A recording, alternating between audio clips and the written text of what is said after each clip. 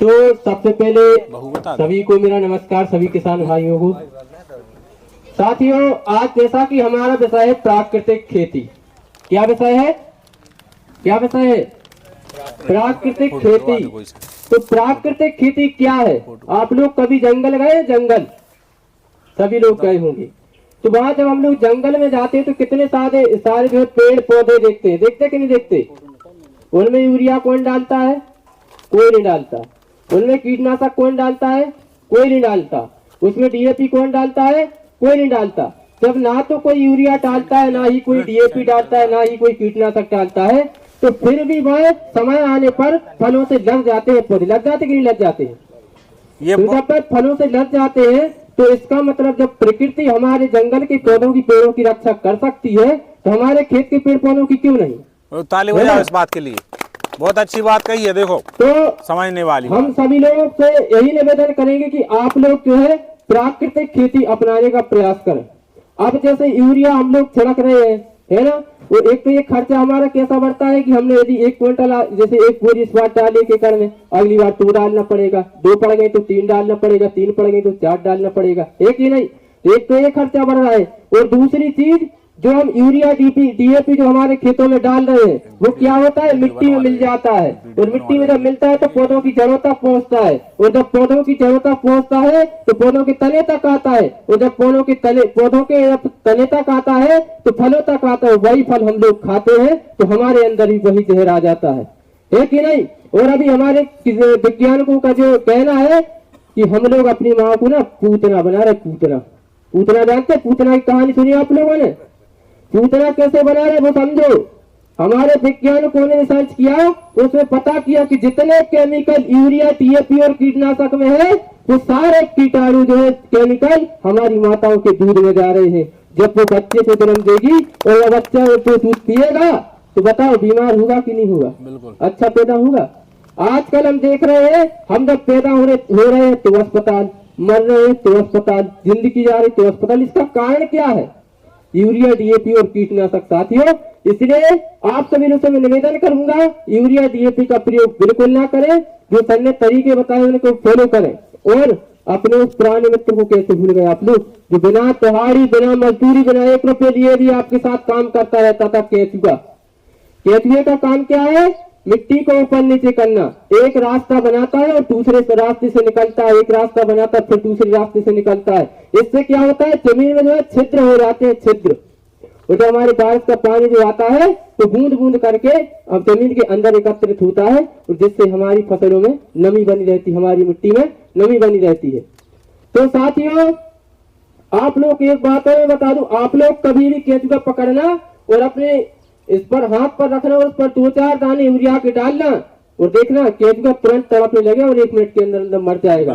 इसी तरह से साथियों, हम लोग जो प्रयोग कर रहे हैं यूरिया डीएपी का, वो क्या है कि हमारे जो प्रकृति में जो जीवात्मा जो हमारे खेतों को भोजन देते हैं, जो प्रकाश संश्लेषण के माध्यम से, उन सभी को हम मार रहे हैं।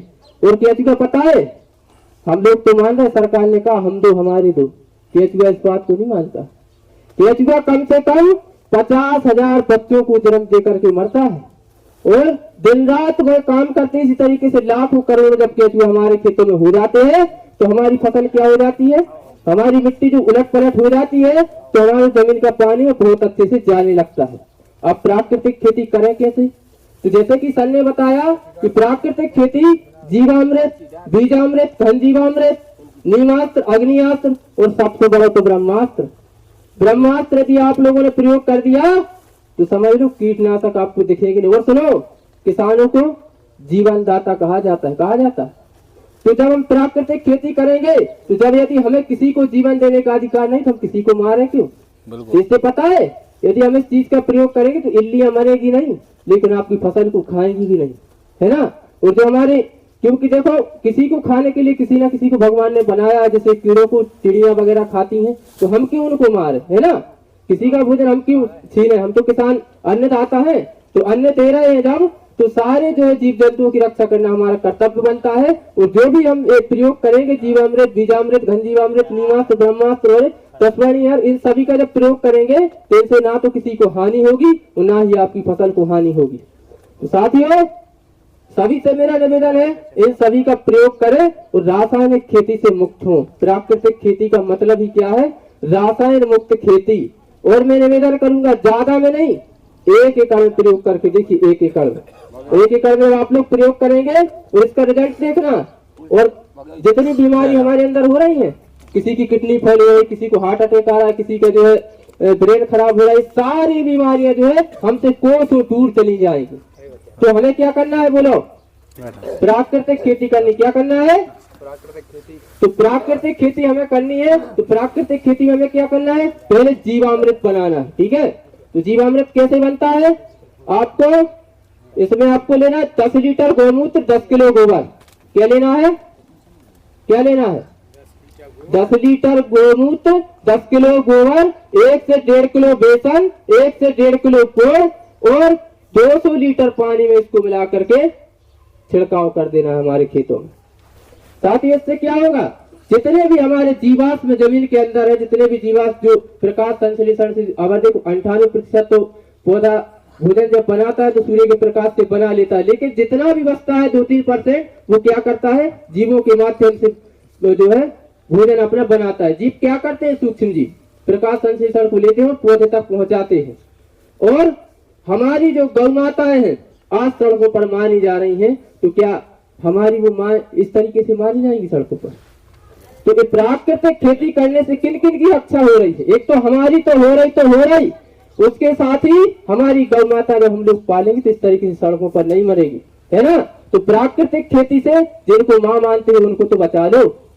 और जो हम आज यूज कर रहे हैं यूरिया डीएपी, ऐसा नहीं भारत सरकार के पास पैसा नहीं जा रहा। यूरिया डीएपी बनता है किससे? पेट्रोलियम पदार्थों से बनता है। और जब पेट्रोलियम पदार्थ कहाँ से, पेट्रोल कहाँ से आता है? विदेश से आता है। तो इस तरीके से पेट्रोलियम पदार्थों से जो हम लोग बनाएंगे और विदेश में अपना कम से कम 4,36,000 करोड़ रुपए प्रति साल किसान विदेश को दे रहा है, विदेशी कंपनियों का फायदा करा रहा है। एक तो हमारा पैसा बचेगा और दूसरी चीज यूरिया डीएपी जब हम डालते हैं तो हमारी जमीन क्या होती जा रही? बंजर। क्योंकि यूरिया डीएपी होता है गर्म, जब गर्म होगी तो मिट्टी उपजाऊ नहीं रहेगी। तो जब आप लोग पानी देंगे उसमें तो पानी ज्यादा लगेगा। पहले 2 या 3 बार गेहूं इतना अच्छा हो जाता था कि हम लोग जब भी गेहूं जो उत्पादन करते थे 2-3 बार पानी डालते थे, लेकिन आज क्या कह रहा है? 5 बार 6 बार। तो जितना ज्यादा पानी डालेंगे उतना हमारी जमीन का जल स्तर नीचे जाएगा, है ना। और जहां बिजली नहीं है वहां पर क्या होगा? वहां पर हम लोगों को डीजल पंप का उपयोग करना पड़ता है। तो आज डीजल की कीमत कितनी है? 90 से 100 रुपए है। तो हम लोग 1 एकड़ खेती को करेंगे तो मतलब 6-7-8 घंटे लगते हैं, तो 800-900 रुपए का खर्चा हो जाता है हमारा, है कि नहीं। तो हम लोग क्या करना है? कम खर्चे में यानी कम लागत में अच्छा उत्पादन यदि लेना है तो प्राकृतिक खेती हम लोगों को करना अति आवश्यक हो जाता है।